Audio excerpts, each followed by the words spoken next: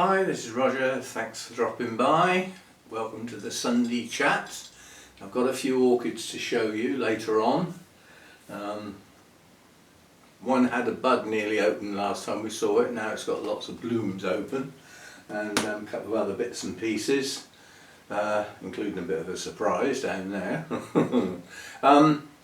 Yes, so Sunday chat. As I always say, it's probably going to be a short one. But today it probably is, because I'm not 100% today. I've got a busting headache and a slightly upset tum, and they're totally unrelated. The busting headache is to do with what I was doing yesterday. The upset tum is what I had to eat last night. I've got a permanently semi-fragile tum. It's oh God, what the hell is it called? It'll come to me in a minute. So if I think too much, my head hurts even more. Yeah, my tongue gets upset at relatively small issues, and we did have a big curry last night, so that didn't do it a lot of good. And the headache is from what I was up to yesterday. As far as kit is concerned, you know, computing related stuff, sounds and stuff like that, I'm not bad. I'm relatively good at sorting stuff out. But yesterday I got caught out. To complete the kit for the Orchid Society, the only thing we didn't really have was microphones.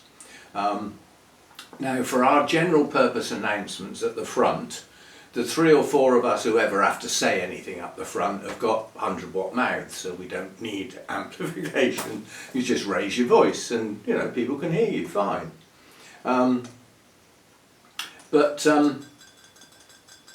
We get speakers in sometimes that have got little mousy voices, and you can't hear them properly at the back.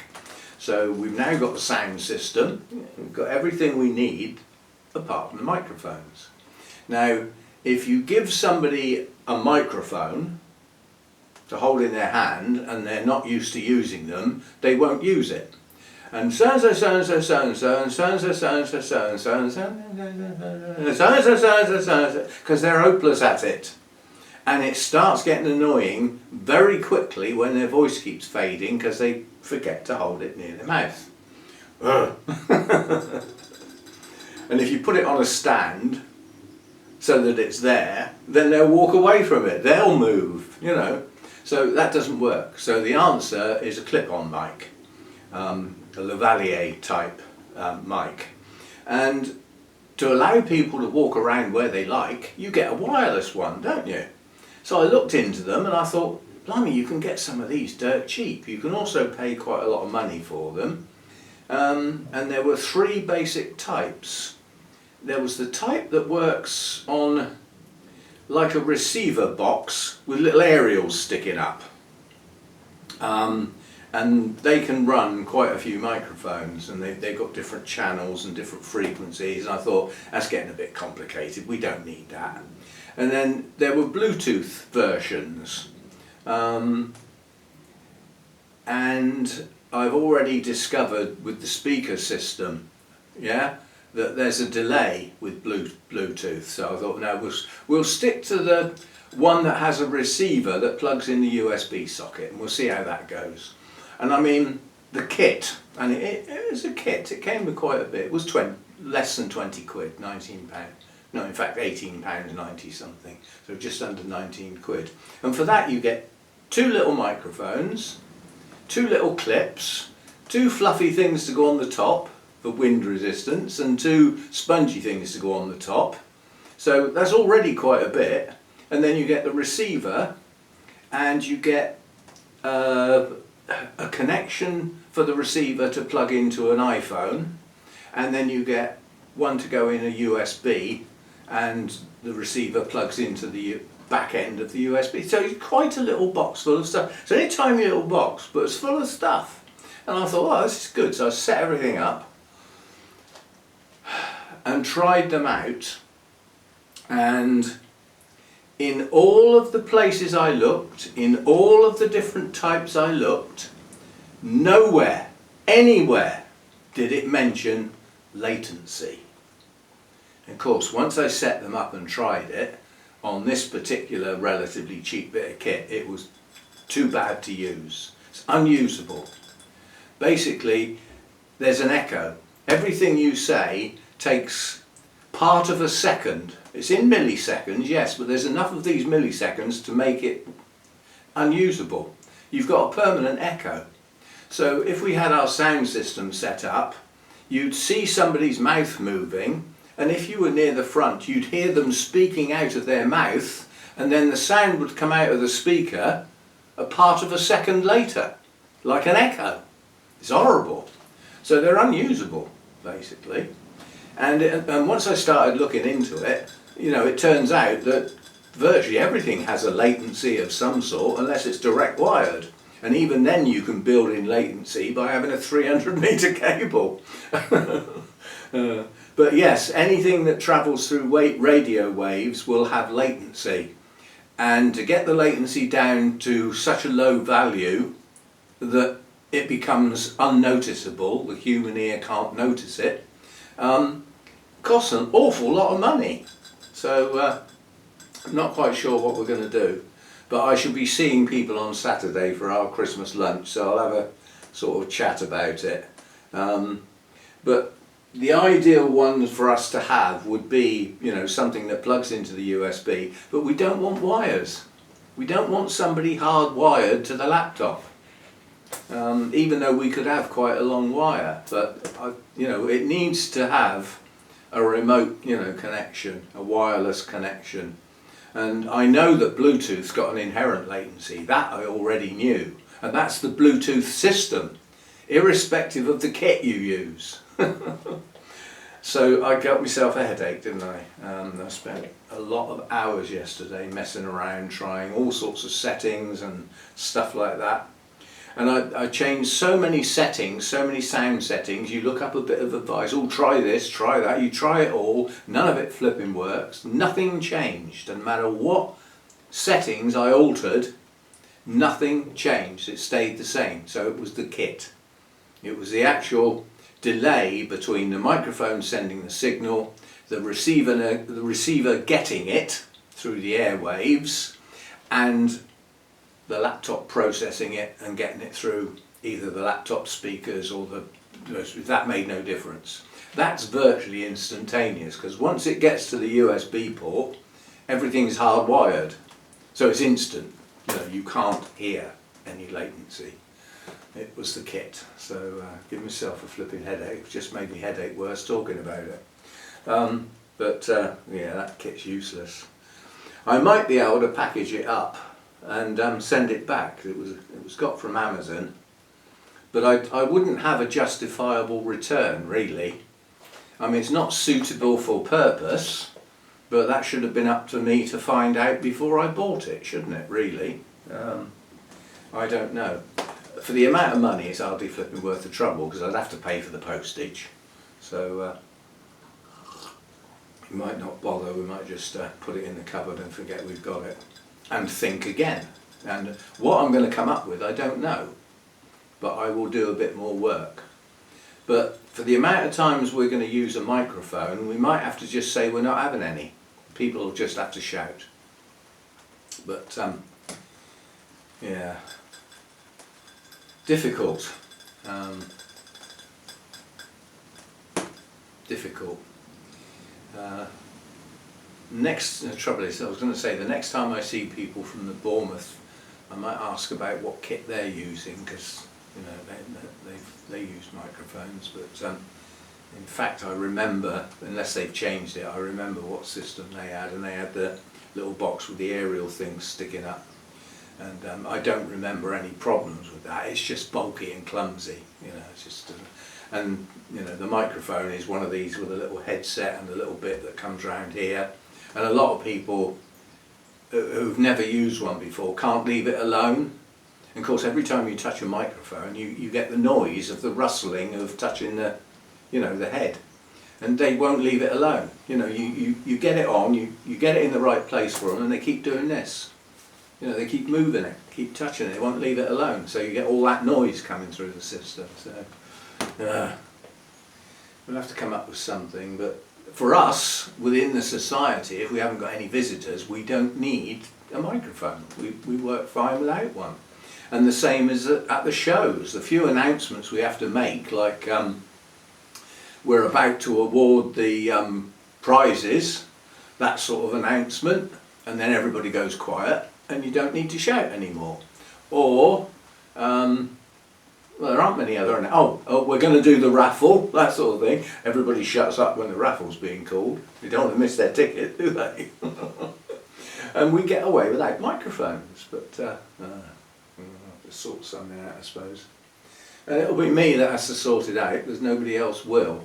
And I will, but I'm not doing it immediately. I had enough of that yesterday. All across the top of my eyes. So we don't want to do much else.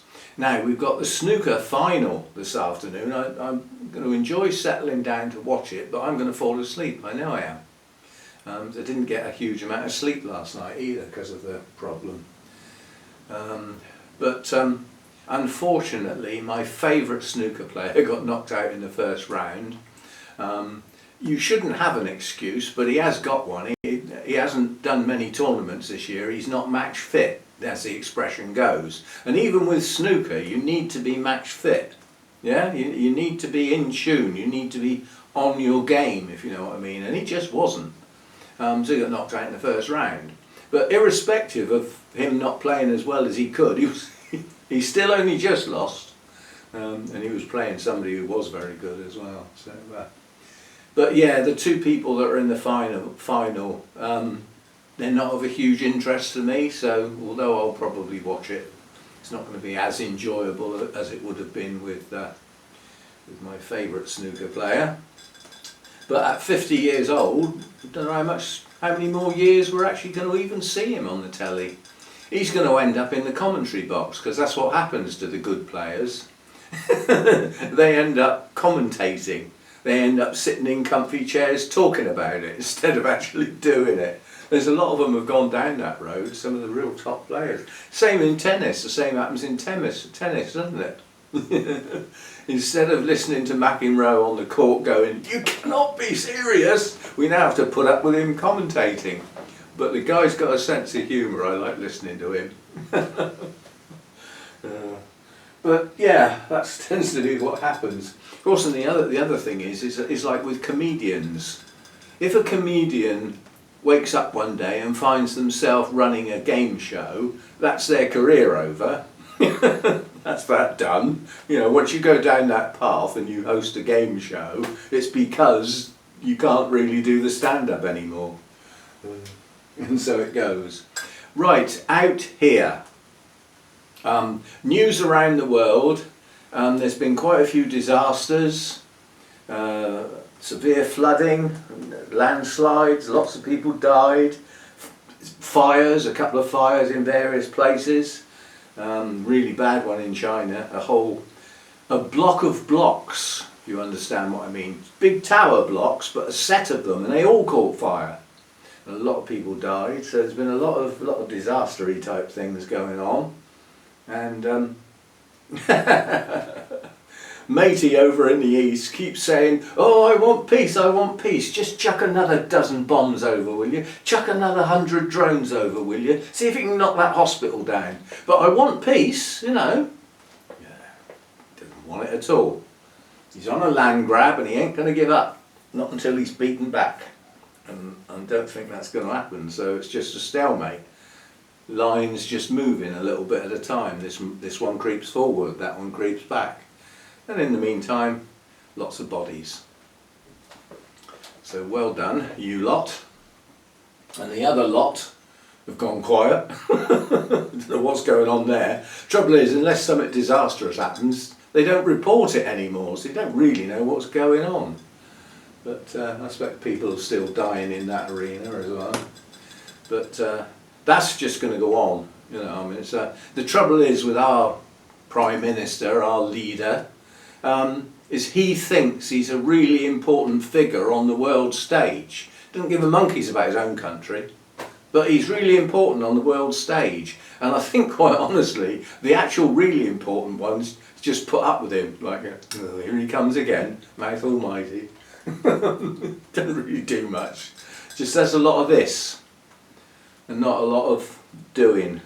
You know, we shall see. But yeah, so I don't bury me head, but you know, I just keep my eye on what's going on. I just like to know what's going on.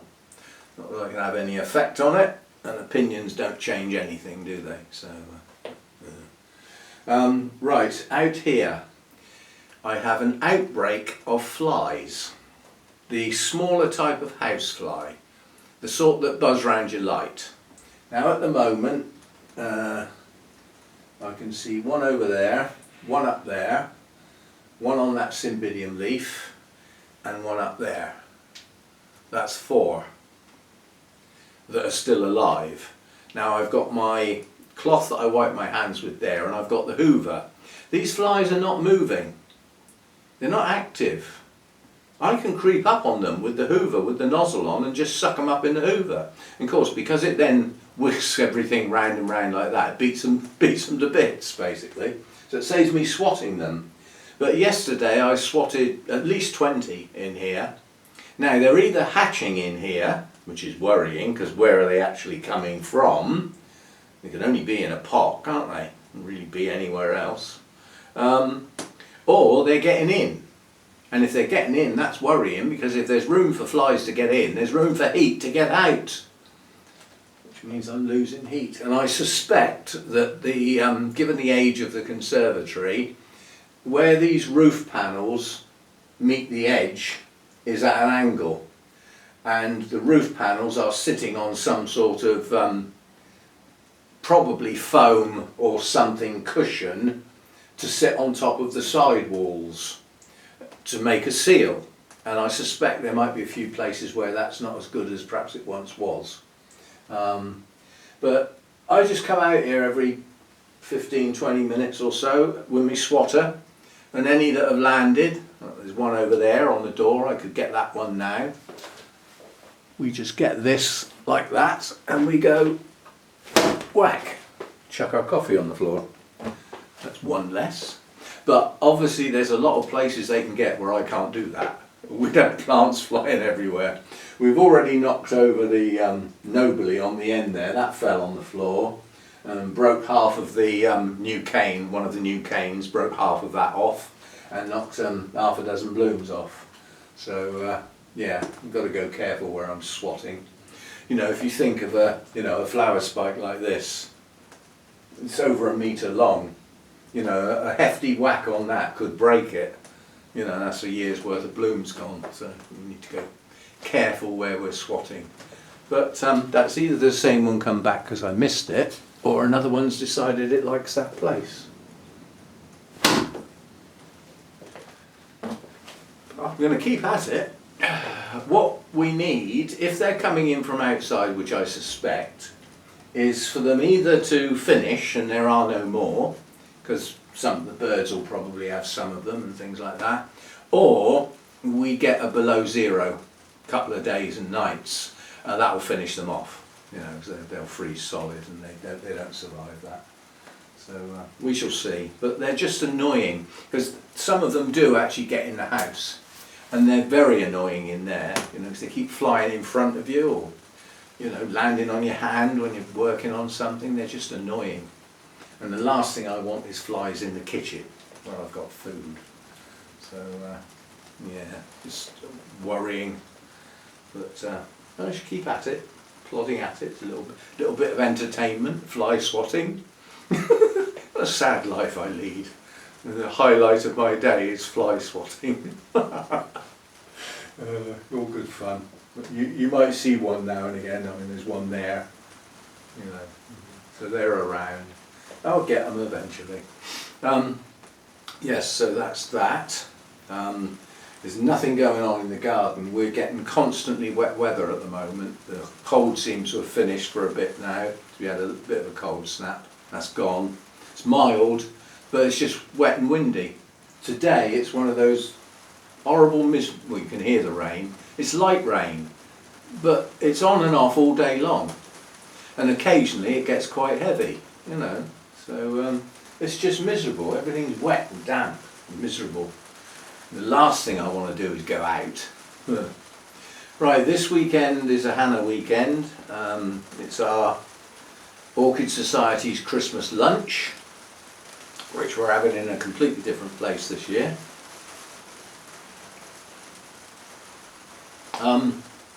So obviously I've got to leave here quite early on Saturday to pick Hannah up, and then we go from Hannah's straight to the venue, which is a pub on the outskirts of Southampton. So the bad part of that is the journey between Hannah's and that place, because it involves going around the ring road in Salisbury. That could take us 20 minutes to do 1.5 miles on a dual carriageway, because when they planned the new road system in Salisbury, the planners, who have to get 3 or 4 together to make a brain cell, decided to make a dual carriageway coming into the town, so dual carriageway approach to a multi-junction, another road coming in here, road coming in here, onto a bit of a dual carriageway that, if you go straight on, goes into the town, goes round by the cathedral, or it goes onto the ring road. Dual carriageway round to a roundabout, dual carriageway, roundabout, set of lights to go that way or that way, and then on down there, more dual carriageway. Wonderful. And on this roundabout here, just up the road, they decided to build an absolutely massive retail park, where lots of people want to go. And next weekend, lots of people are going to want to go there to do some of their Christmas shopping. Yeah? So what have we got then? We've got a dual carriageway coming down here, dual carriageway coming down here, 3 roads in joining that dual carriageway, meeting at this roundabout to go to the retail park, where basically they're all queuing up to find a parking space, backing out onto there and coming back and completely blocking this roundabout. So everybody just sits there looking at each other. Nobody can go anywhere till somebody finds a parking space. What a plan. And we need that road. Now, I found a little set of little side roads from the previous roundabout, peel off there, down here, round here, and it's like, you know, housing estate. And you come out past all of that traffic jam. Sounds wonderful, except for parts of it are single track. There's a narrow railway bridge where only 1 car can go across. There's 2 small sets of traffic lights because there's no passing places. And of course, all the local people know that shortcut, don't they? So that gets just as cogged up.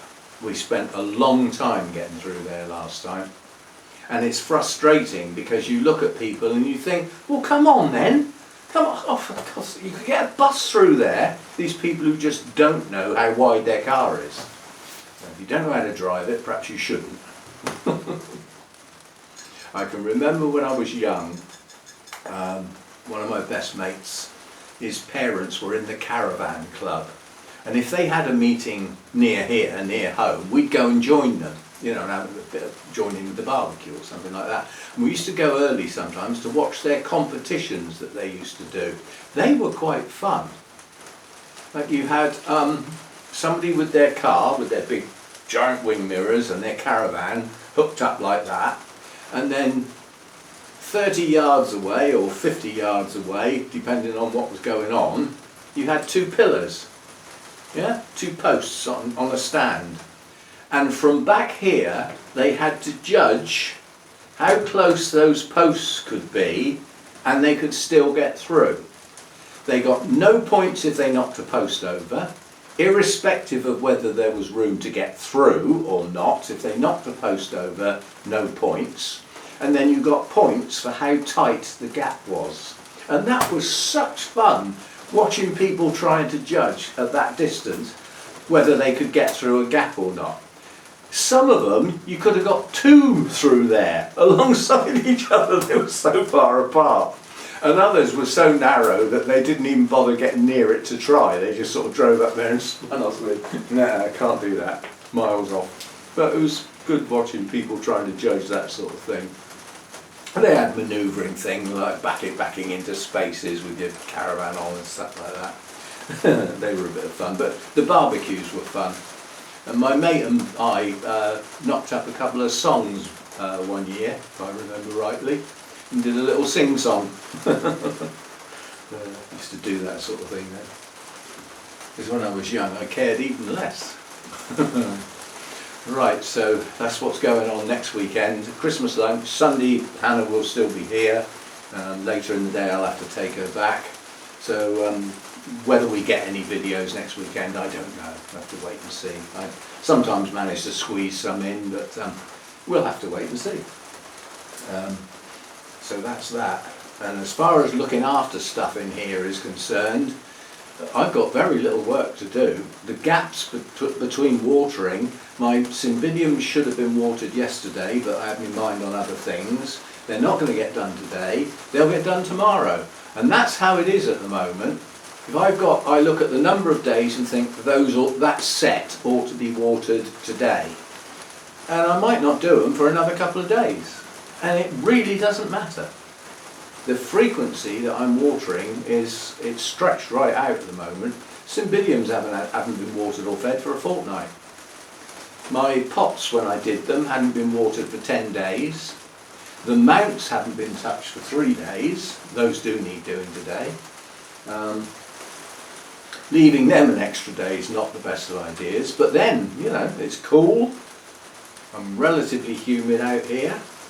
And I stop it getting too humid with the dehumidifier, because otherwise you start getting all mildew and, you know, mould and rots and things start. If cold temperatures and high humidity are not ideal, not in an artificial world like this anyway, because you haven't got a breeze, you haven't got rain washing things clean. It's not the outside world, it's artificial, so it doesn't work the same way. So we've got some cymbidiums coming a bit closer to opening in the near future. The one that's got lots of spikes on, those are pushing on now, buds are starting to separate. I must get those spikes staked on that one as well to make it look good. Yeah, so I've got some dendrobiums that are in active growth. A little odd, but consequently, you know, some mounted orchids in active growth, well, they need some water and some feed now and again. You don't need a lot. The growth is slow. It's not steaming away like it would be in the middle of the growing season, or should be. Right, we'll have a look at a couple of plants, and I think I'll leave it at that. The more I talk, the more my head hurts. It's raining quite hard now as well. Miserable weather. How are we doing up here? Can't find it. Oh, coming up to half an hour, so we'll have a look at a few plants and leave it at that. Oh. Right, first one is this Miltoniopsis, which isn't open yet. It's not a very good spike. It hasn't been repotted since I got it, but I can see, looking down the pot, it's got a fair bit of root activity going on in the pot. I don't know how much of it is new roots, but it's got roots. And the blooms are going to be open pretty soon. Yeah, that one's on its way, so we get a glimpse of what the colour's going to be. And it's obviously going to be a deep pinky purple colour. But what we won't know until it opens, because this hasn't bloomed for me yet, I bought it blind, we don't know what the patterning will be like, because, you know, that can vary an awful lot with Miltoniopsis. Hopefully it'll have a nice splash pattern with white or very pale around the outside of the splash pattern, and then the rest of the petals and sepals getting darker and darker towards the edge. But we'll have to wait and see. But it's quite a good plant, which is why I grabbed it. To say, we've got this new growth here which has got the spike on. We've got another new growth coming over here as well, and some other bulbs that are good size with leaves on. So as Miltoniopsis go that you buy, it's not a bad plant, which is why I spotted it round the back of Arthur's display at the probably at our last show, or not too long ago. Anyway, I haven't had it long, and it was the only. No, it was actually at the Bournemouth show, and it was the only Miltoniopsis in the building, and it was hidden behind other stuff because it wasn't in bloom. And I thought, well, it's a good-looking plant, and it has a name, so it's not just hybrid. So that should be in bloom soon, which will be good. What else over here? There was anything else over here.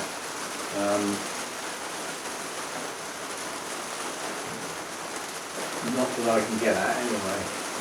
Got buds on the Nobelies. Most of them now have got some buds.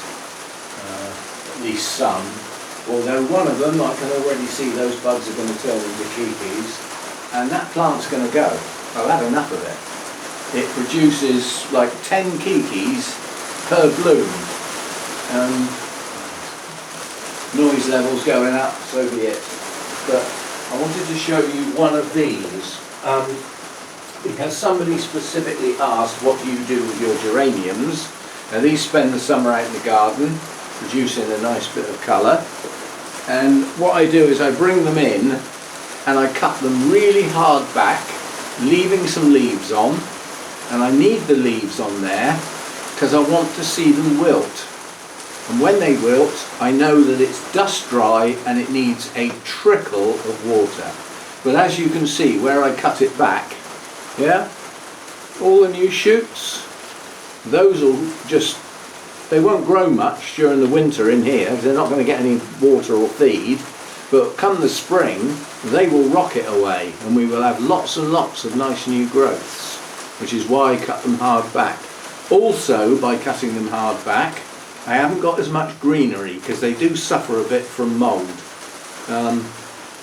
but nonetheless they will need a repot. But that's what, the amount of new growth. I forget when I brought these in and cut them back. There's a video. But since then, obviously, we've got a massive new growth shooting out. So let's show you one of those. There were a few people interested in what I get up to with those. And then this one, you've been watching me stake this. This is my miniature Cymbidium showgirl. It's got a leaf that's going, so I have to snip that off because it makes the plant look untidy. But my lovely big strong new growth that I grew this year has pushed up a nice spike. That will have more buds than it's ever had before. That's a nice spike. For a miniature Cymbidium, that's a nice spike. But,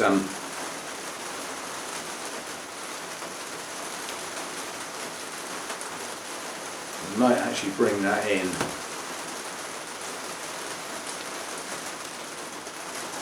Just to make sure it stays upright. I think it will stay upright on its own. We've got a stake here, which is just a piece of wire wrapped round, which started off down here and then moved up to there as the spike got longer.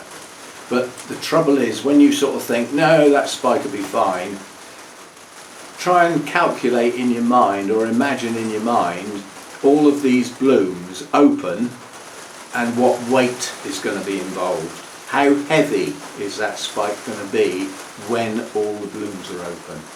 And it'll be very heavy. So is it strong enough to take that without bending over and possibly snapping?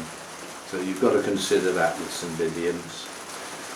Most of them nowadays, certainly the more recent ones bred at Mather's Foundation, they're bred to have strong upright spikes, unless it's an actual cascade type. But you know, they breed them to get strong, large flowers, strong spikes, upright, self-supporting. They don't. If you've got a nursery full of Cymbidiums all coming into spike, how many stakes are you going to have to use? 2 to 3 per plant, possibly more. How long is that going to take?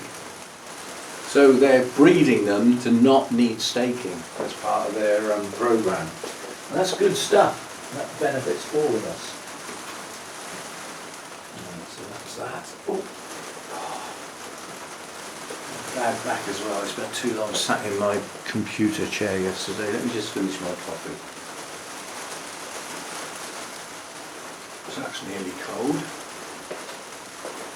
A slight distraction.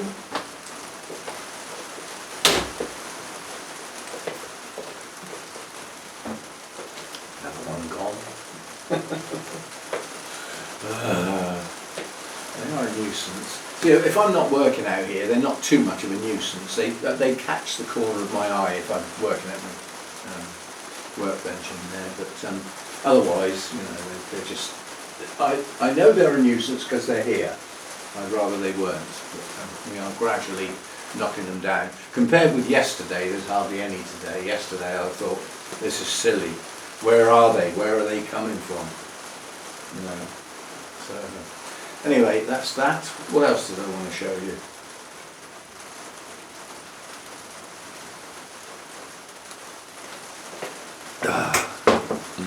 This is what I mean by Dendrobium's inactive growth. Now, this is a mount that has virtually no media at all. There is a very small pad of moss and it's very old, and it's grown roots out the back of this square holy piece. These things are coming into use now for the people abroad, especially in the Far East, that want to import or export plants, import into Europe, because the regulations say that they can't be planted on bark, they've got to be bare root. Well, they're allowing plastic as bare root because it's non-organic. So that's why they're coming in planted on these. And they do quite well. I mean, these roots are brittle. They haven't had water for 2 or 3 days and they need it. But this is inactive growth. Yeah? This cane has just pushed out a new leaf here, and there's another one in the centre. It's growing. This cane is growing, and so is this one. So this is in, and so is this little one down here. So it's got 3 active growths on here. Now this one was bought in bloom, which is why I got it, because I really like the blooms on it, and it's got a strange name.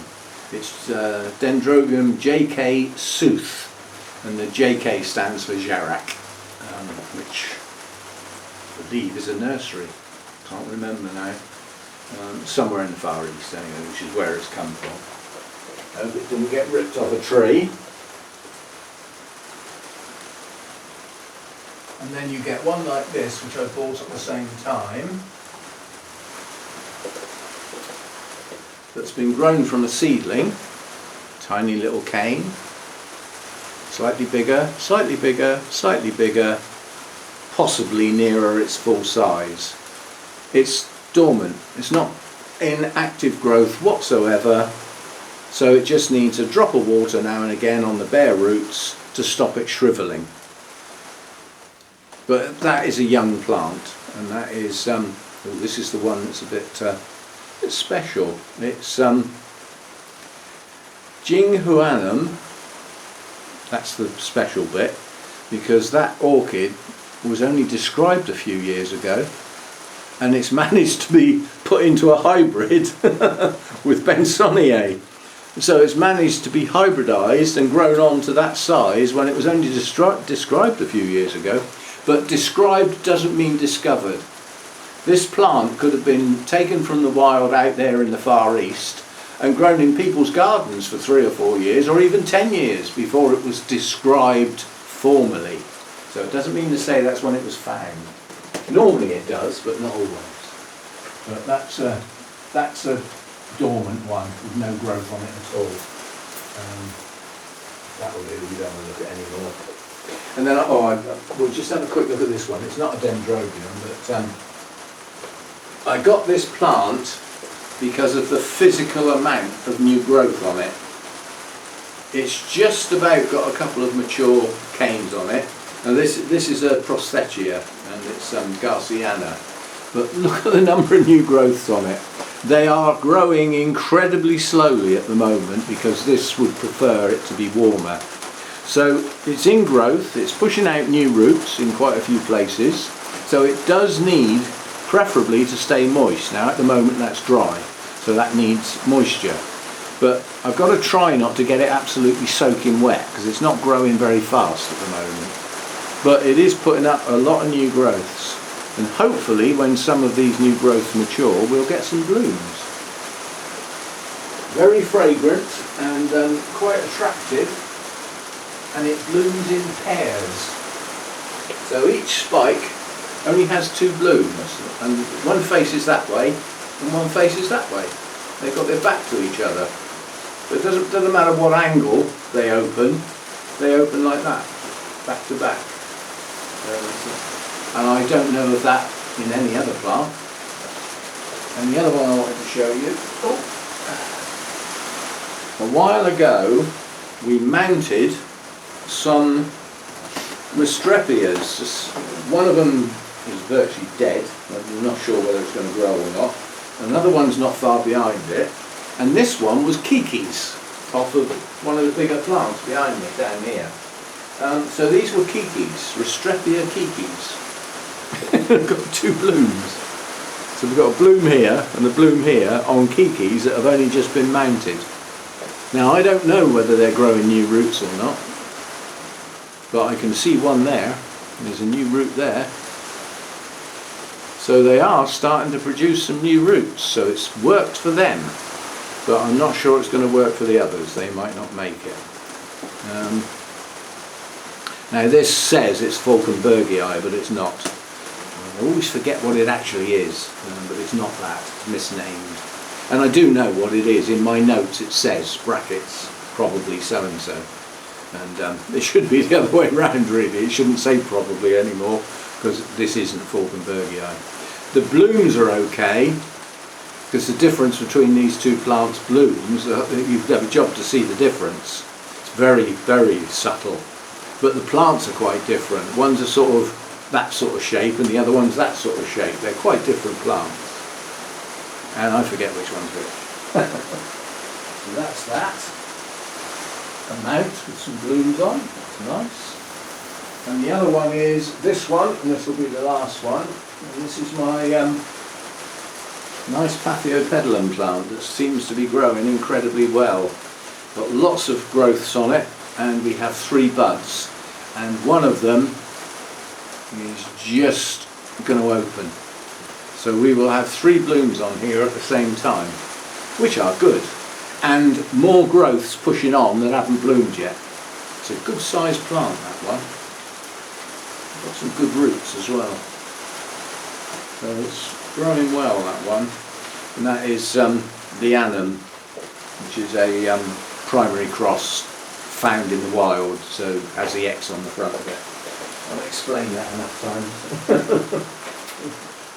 We don't want to do it every time, do we? Then we get tedious. Right, so I finished my coffee. I don't think there was anything else I wanted to show you, just quickly. Nothing unusual going on.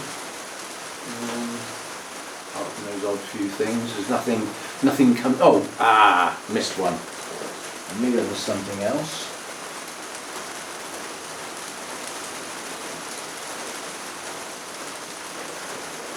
We've got my little Oncidium Twinkle Pink Profusion. And somebody left in the notes, not from seeing mine, but from actually looking it up, and actually said it's very aptly named Pink Profusion. Given that these can turn into quite reasonable sized plants with multiple new growths at the same time, and therefore multiple spikes, often with more than one spike on a bulb, yeah? That's not a bad little show for an incredibly small, weak plant with only one spike. And they are incredibly attractive and a lovely colour, and no fragrance in here today, but I suspect if they got a bit of bright light they would be.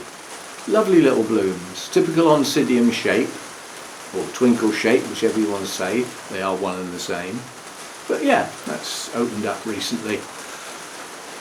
That's good. That came from the auction at the Orchid Society, but in actual fact it was put in the auction by my friend Helen, so I know exactly where it came from. And the other thing I'm going to show you is, so I'm just peeling this sheath back so that you can see what's going on, is Hannah's Cymbidium with the virus, which we're going to carefully pick up and not touch anything else with the leaves. One of the spikes is just pushed out of the sheath. Yeah? So we're going to have a lot of blooms on that spike, and then there's another spike in through there, yeah, pushing on behind. So we're going to have two spikes with lots of blooms. The blooms on that are very attractive, reasonable size, I wouldn't say huge in today's standards. This is an old hybrid, it's been around a while. But nonetheless, they're not a bad size. And right, that will do me for today, because I've still got processing and editing and all that sort of stuff with a busting headache, which is not ideal. And it's cold out here and I want to get that door shut round a bit. Before we go, yay! Oh, that took two, and there's another one down there.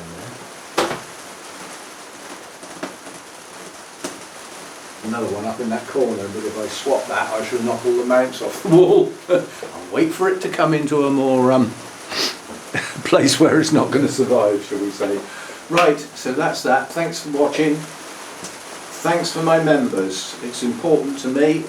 YouTube membership. All the links to everything I'm about to say are in the description of every video. They're not just on one, they're loaded automatically by YouTube for me. I set them up and then YouTube does it for me. But membership on YouTube, thank you very much for those. Membership on the Patreon site, again, thanks for those. These are contributions, on a small contribution on a regular basis, on a monthly basis. That's what the memberships come down to. And don't forget, if you get a particular video that's particularly useful to you, like perhaps possibly information you had trouble finding or didn't find anywhere else, that doesn't happen often.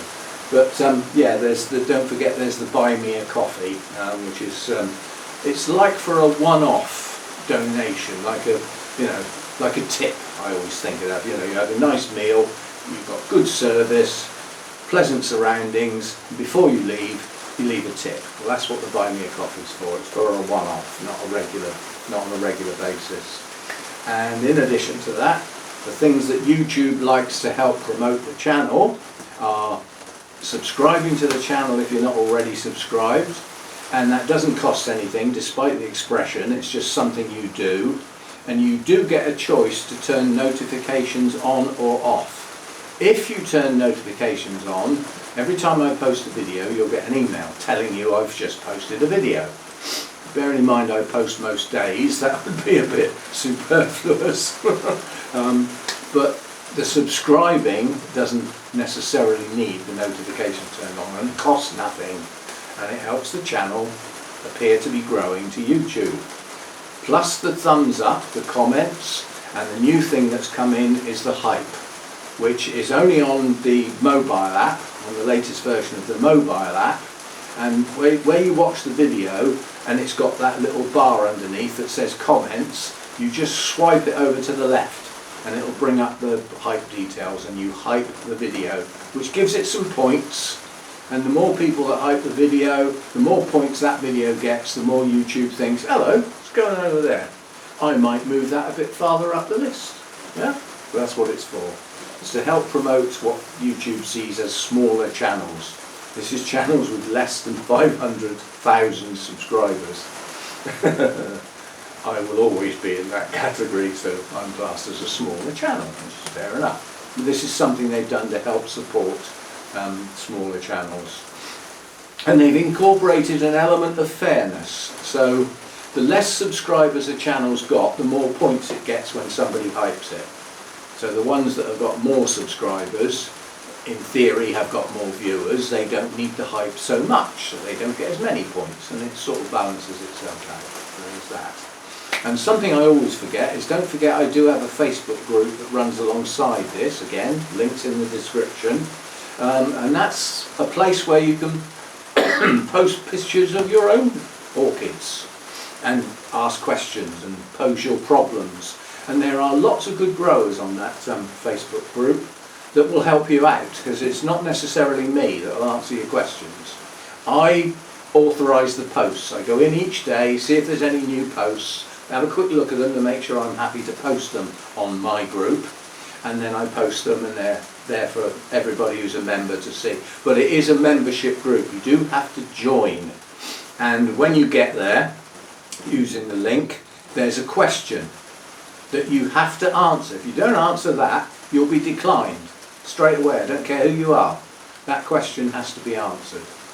And it eliminates people that are mucking about, or bots, and think anything that's up to no good. It eliminates that to a reasonable, because I expect a sentence, an expression to say the answer to the question. And it hopefully differentiates between non-humans and humans, although it doesn't always. So that's what's going on as far as that's concerned, and thanks for the support for the channel. It is appreciated. If I haven't got the viewers and I haven't got the support for the channel, then at the end of a video like this, when I shut down and go back in there and start processing it, I think, why do I bother?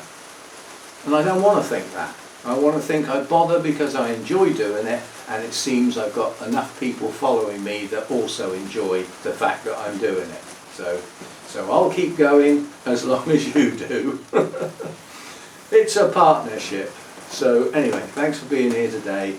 The next one, I don't know what it will be or when it will be. In fact, yes, I do. The next video will be everything in bloom on the 8th. Now the 8th is tomorrow. That's my day off, so I will film it on Tuesday. And on Tuesday we always do a blast from the past. They're not my most popular videos, but they're very easy for me to do, and I do get some views with them. I don't get a lot, but I get some, so I'll probably do one of those on Wednesday. After that, I don't know. So there we go, that's a bit of what's coming up probably. I don't make emphatic plans on what videos I'm going to do. I just put out ideas of what I might do, and sometimes I do, most times I do, and sometimes I don't. So I will see you next time. Thanks for dropping by. Bye for now.